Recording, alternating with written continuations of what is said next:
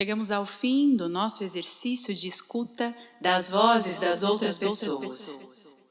Por vezes, em meio a esses destroços desse mundo corrompido e acabado, essas vozes ficam encurraladas nos estigmas, estereótipos, violências cotidianas que vão se naturalizando no decorrer dos dias. Fica difícil encontrar saídas. Daqui eu vejo e sinto tudo isso. E falo repetidas vezes que o mundo já acabou e vivemos hoje nos escombros. Como? Como o mundo acabou? Houve uma época que o mundo se corrompeu com pandemias. Não apenas uma pandemia. Foram diversas pandemias oriundas de diferentes males que foram sendo naturalizados todos os dias. Assim se deu o fim. Mas continuo teimosa em concluir a minha missão de mostrar essas vozes que estão construindo, propondo e agindo. Utilizam de tecnologias ancestrais para elaborar imagens de contra-ataque. Driblam os encurralamentos impostos, capoeirizando com estratégias driblantes. Talvez o teatro, essa coisa teimosa, seja um pretexto. Mostro essas vozes que não são exatamente o fim. Na verdade, são continuidade de inícios, caminhos, cruzamentos e saberes para algo que vem de longe. Trago notícias. Algo está para nascer e tem a ver com um tempo cruzado de passado, presente, futuro, tudo misturado. Escutaremos as vozes de Gerê Nunes, Fábio Lopes, Lucas Ferrazza e Tásia de Paula.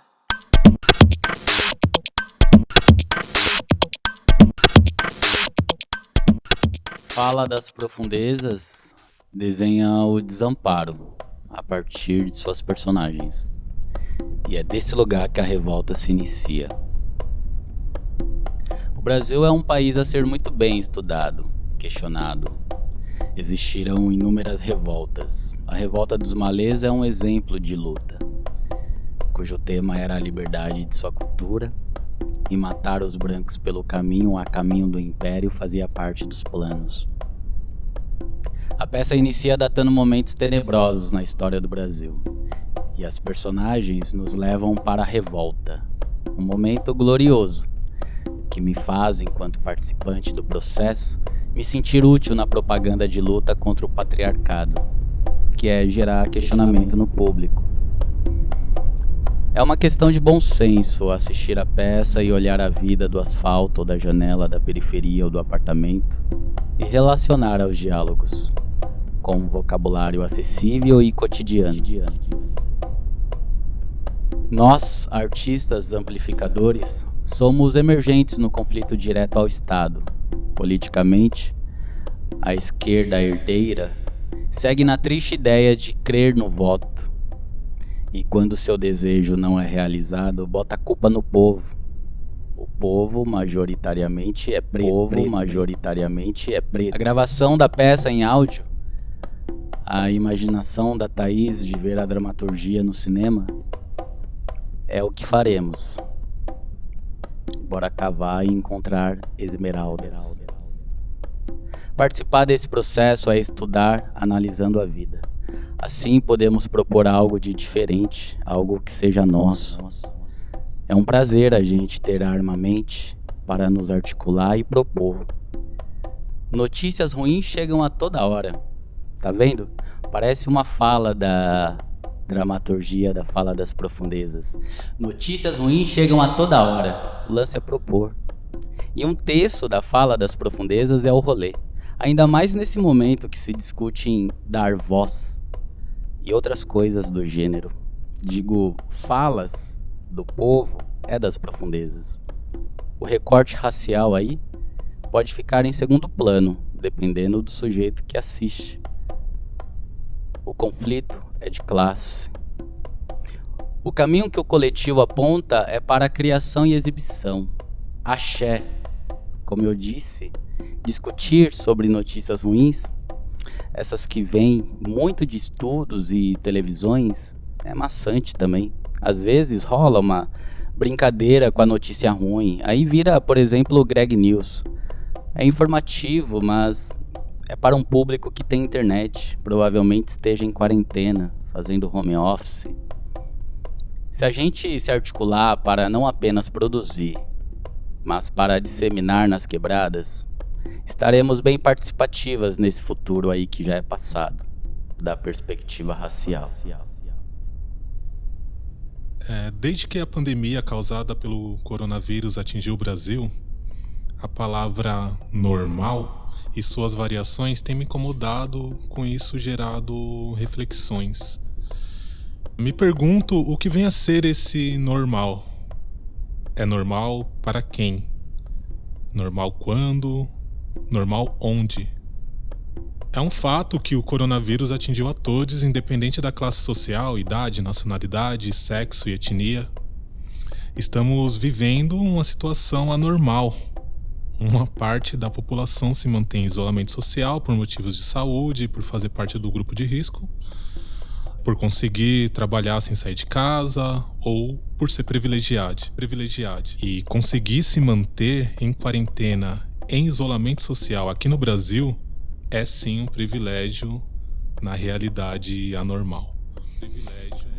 Em uma das rubricas de Fala das Profundezas, diz: as outras pessoas estão cansadas de cavar muito e mesmo assim ver que apenas alguns estão conseguindo o básico para sobreviver.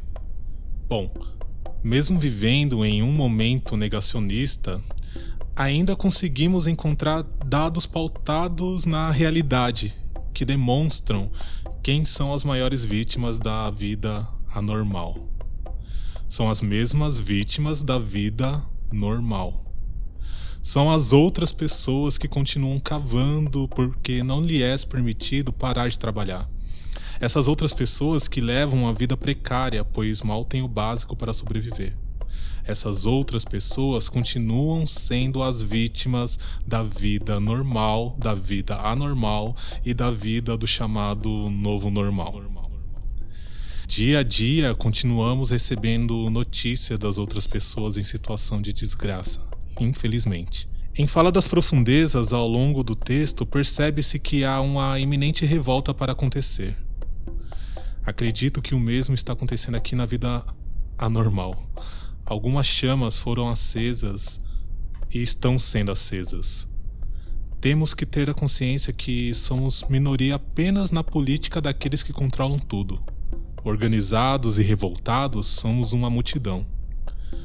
Eu, como artista, também atingido e prejudicado diretamente em meu trabalho e, consequentemente, na minha vida financeira, assim como tantos outros artistas que não fazem parte da elite artística, procuro formas e possibilidades de sobreviver artisticamente em meio a todo esse caos social, sanitário e econômico. Que para alguns é apenas um momento de exceção. O novo normal foi criado apenas para que aqueles que controlam tudo se sintam menos culpados em relação às outras pessoas. Uma forma de criar uma suposta empatia para dizer que estamos todos no mesmo barco. Todos os dias penso como vai ser meu retorno aos trabalhos presenciais com o público. Como vai ser a recepção do público à peça Fala das Profundezas. Todas as vezes que revisito o material do Fala das Profundezas, algo novo é agregado à minha percepção como ator. Não sei quando vamos voltar e estrear nossa peça, mas acredito que a potência cênica e dramatúrgica de Fala das Profundezas vai acender várias chamas no público que for viver essa ficção conosco. A personagem que interpreta na peça, o homem, traz em sua subjetividade a hesitação de quem está consciente das causas da sua condição social e suspeita de formas possíveis de mudar não só para si próprio, mas para todos os seus. Provocado por Luísa, ele dá a entender que enfim vão juntos provocar mais outras pessoas para fazer coro e tentar mudar suas vidas. Acredito que essa vai ser a energia e atitude que vão despertar em nosso público. Bom, Por ora, continuo atento e me fortalecendo para esse retorno, mesmo sem nunca ter parado, apenas impedido parcialmente.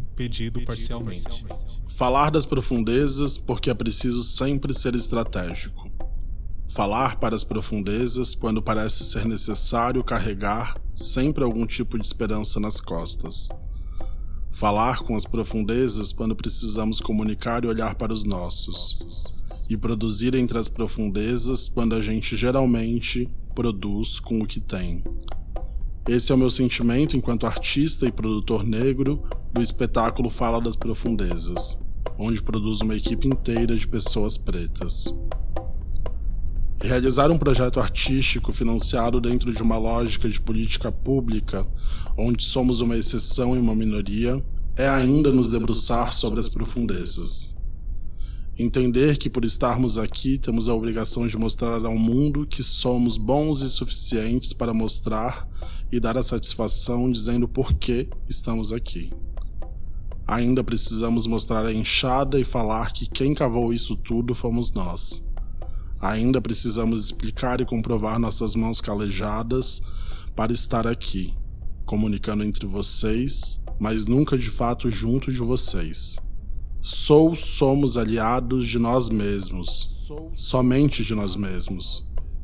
Fazer arte entre os nossos é cair em diversos lugares generalizados. E quando digo isso, é porque espera-se que artistas pretos façam coisas de preto. O público que consome nossa arte, consome porque vende, porque nossos produtos artísticos são de qualidade, porque lotamos teatros e espaços culturais, espera e pensa isso de nós. Fazer arte para nós, ainda que não seja sobre nós, acaba sendo. Acaba sendo principalmente porque a arte contemporânea brasileira foi obrigada a reconhecer que estes corpos sempre estiveram na cena, ainda que dito isso com veemência só agora. Gosto quando Rosana Paulino diz: a arte negra no Brasil não é moda, não é onda, é o Brasil. Somos o Brasil porque desde sempre fomos a maioria. Só que agora não é mais ok que essa exclusão seja tão descarada assim. Mas ainda acaba sendo. Em outras ocasiões, enquanto produtor, produzi artistas brancos em todos os níveis de possibilidades de financiamentos artísticos, públicos ou privados, valoriza-se e paga ainda muito mais por trabalhos de pessoas brancas. A cultura da ajuda de custo ainda permeia nossos trabalhos. Os editais e políticas públicas ainda não possuem a obrigatoriedade de contemplar projetos de grupos e coletivas negras. Acessamos diversas instituições passando por constrangimentos que outros corpos não passam. Comemoramos nossas conquistas sabendo que isso é o mínimo, que isso é uma pequena reparação de um longo período histórico. Mas, ainda assim, tentam nos empurrar à cultura meritocrática das oportunidades. Depois de tanto tempo, nos dão o mínimo e chamam isso de oportunidade. E por essa lógica, a única oportunidade que eu enxergo é a de tomar tudo que é nosso de volta. Estar em constante produção deste trabalho artístico me faz enxergar semelhanças, mas nunca coincidências. Semelhanças entre lutas, entre dores e formas de se expressar artisticamente e entre o que reverbera de nossa ancestralidade e nos une. Somos fortes e lindos juntos, e a gente precisa repetir para acreditar. Somos fortes e lindos juntos. Sou grato por trabalhar para os nossos, ou melhor, de poder trabalhar para os nossos, e não repetir uma lógica massiva de prestação de serviço, mas sim de prestação de contas. Produzir nas profundezas é falar o óbvio todos os dias, é cavar com enxada, com as mãos, é transformar falsas oportunidades como possibilidades de sobrevivência. Foram 3 anos de processo, né? Em estudo e aprofundamento cênico do texto Fala das Profundezas, do Gabriel Cândido, a partir da publicação em 2018, pela editora Javali. E por algumas vezes, para mim, a atriz dessa montagem, tinha uma sensação que a nossa análise e criação, que tudo que a gente construía ali, que a gente falava de algo que, apesar de muito legítimo para nós, que era uma manifestação de um desconforto próprio do nosso grupo, da nossa bolha. uma minoria restrita e até mesmo artisticamente privilegiada, pode-se dizer assim. Artisticamente privilegiada. Ainda que partindo de pessoas pretas, corpos pretos. Então, quando a pandemia chegou e o caldeirão entornou de vez, né? Eu acho que aconteceu uma mudança de chave, assim, pra mim. Que foi a partir disso que eu comecei a sentir as pessoas terem uma percepção de um caos coletivo real.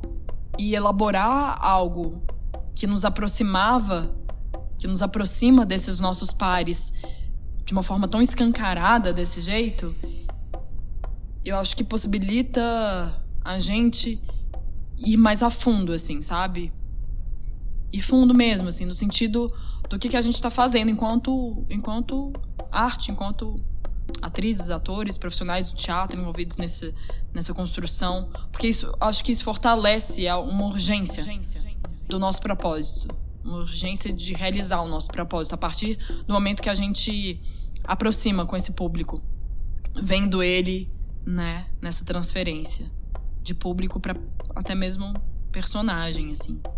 Então, pra gente fica um desejo maior ainda, sabe? De revelar esse nosso processo que antes a gente fazia entre nós, nessa nossa bolha, mas de compartilhar isso, né? De debater juntos apontamentos, descobrir, mesmo sendo esses apontamentos às vezes duros e sendo nós as pessoas mais afetadas. Então, essa não minoria preta e operária passa a se reconhecer prejudicada de fato, vitalmente afetada, né, com a pandemia. E durante esse vírus, os índices, né, de infecção, de contaminação na periferia, por um colapso do sistema público, famílias, assim, né, passando por momentos de desespero, eu acho que tiveram a consciência que elas nunca tiveram perto de condições dignas, né? Elas nunca usufruíram, de fato, do bom e do melhor desse país. Muito pelo contrário. Então, eu acho que houve a consciência da ilusão do que era a realidade antes, sabe? Que o normal de antes nunca foi normal pra ninguém, pra nenhuma dessas pessoas. Então, eu acho que hoje, no meio do caos dessa pandemia, a percepção que o resultado dessa conta sempre teve vermelho, nunca fechou essa conta. E a nossa comunicação com a sociedade, enquanto dentro do teatro, eu acho que ela abre portas, sabe, pra gente espelhar essa realidade e espalhar essa crítica, propondo novas articulações, né? Disso que a gente fala em cena. Eu acho que se um dia essa pandemia realmente acabar, de fato, acho que a gente precisa ter muita certeza que a gente não vai voltar pro mesmo lugar que a gente estava, sabe?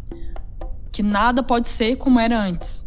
Porque se antes, inclusive, nunca foi favorável, nunca foi bom pra gente, nunca foi justo, nunca foi digno, pelo menos pra maioria, né? Que sempre cavou nessa terra. Então, o que a gente vai fazer? E é justamente disso que a gente fala em cena, que a gente fala no palco. Como nos percebermos em crise de importância e como que isso nos afeta cada vez mais, principalmente quando a gente se depara com a nossa fragilidade, com a diferença estrutural nessa sociedade, assim. O que a gente faz? Em cena a gente propõe um grande movimento, um desassossego, uma inquietação, através da manifestação dos nossos desejos, da aproximação das nossas ideias, da descoberta das nossas reais ideias, mesmo que elas partam de trajetórias tão distintas, né? Pensando na construção da minha personagem, da Nelly, da Fina e o Tato. São muito específicos esses corpos, esses discursos, né? E mesmo assim, de formas tão distintas, a gente propõe esse encontro, esse choque, embate. Então a gente quer enxergar esse encontro não como uma solução, mas como uma janela que pode ser expandida, sabe? Quando você abre uma janela sua frente. E com isso acontece uma expansão de ideias, novos horizontes para as questões sempre problematizadas e nunca resolvidas. Uma hora a luz do sol tem que entrar ali. E o que vai acontecer depois que essa poeira baixar, né? A gente ainda não sabe. Na verdade, a gente ainda não deixou de cavar. Essa poeira, inclusive, nunca deixou de subir. Mas o que a gente aponta é pro despertar dessas nossas ideias, das nossas consciências, das nossas relações e principalmente das nossas vozes. São essas vozes. Esse que é o Falo das Profundezas. Paramos por aqui. Assim cumpro a minha missão de anunciar que algo está para nascer, emergindo dos escombros. São vozes propostas. Você escutou mesmo? Escutou? Você me escuta? Você me escuta? Minha voz é de uma frequência de setembro de 2020, em um mundo acabado. Você me escuta? Me ouve? Estamos propondo. Algo está para nascer, é pura teimosia, gosto disso. Algo está para nascer. Você vem ou você vai ficar aí parado nos escombros? Algo está para nascer.